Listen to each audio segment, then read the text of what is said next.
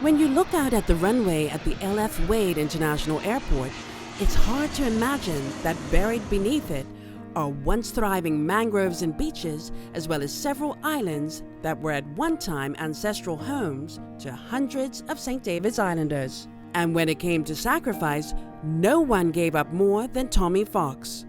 Considered to be the uncrowned king of St. David's, he was a highly successful whaler and one of the most respected men in the community and beyond.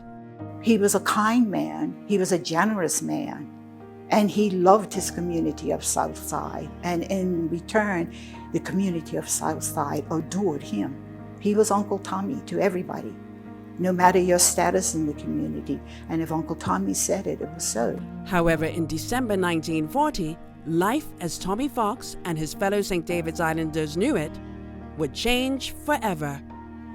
With the U.S. poised to join the fight alongside Great Britain in World War II, it was announced that although the Great Sound was the Americans' first choice, a U.S. base would be set up in St. David's instead.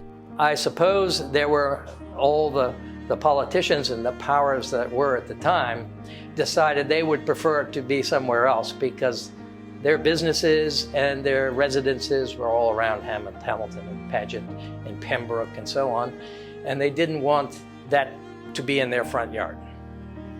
So they pushed it onto St. David's, who they described as backward, and they were uneducated. They were probably not able to resist.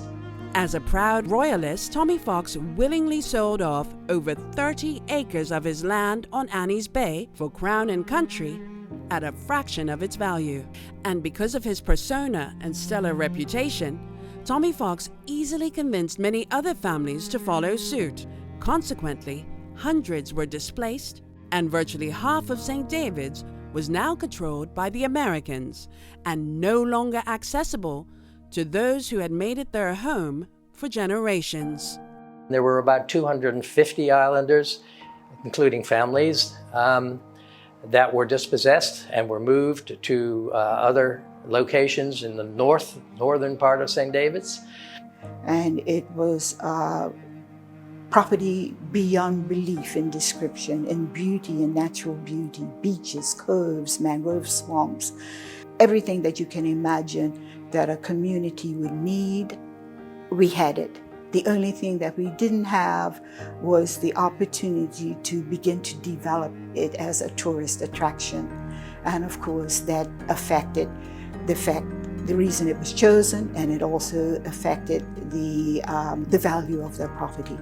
The level of destruction in the 23 months it took to dredge Castle Harbor and transform the islands it housed into the Kinley Field runway seemingly caught St. David's Islanders by surprise.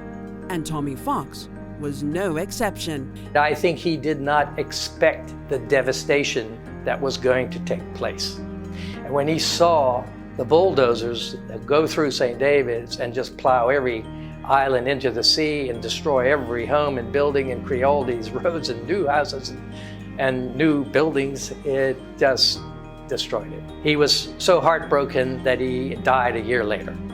Now joined to mainland Bermuda, many felt this was the beginning of the end of St. David's culture and uniqueness. I'm Julie Matthews-Borchard with Bermuda Broadcasting News.